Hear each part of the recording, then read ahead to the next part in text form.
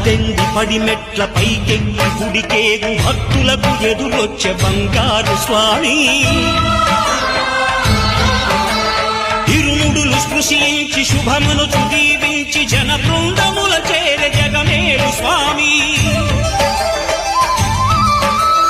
తన భక్తులనరించు తప్పులకు తడబడి ఒక పక్క ఒరిగెన ఓంకారమూర్తి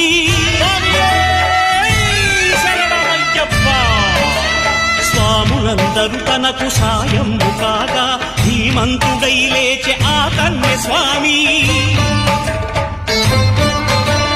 పట్టబంధము వీడి భక్తతతికై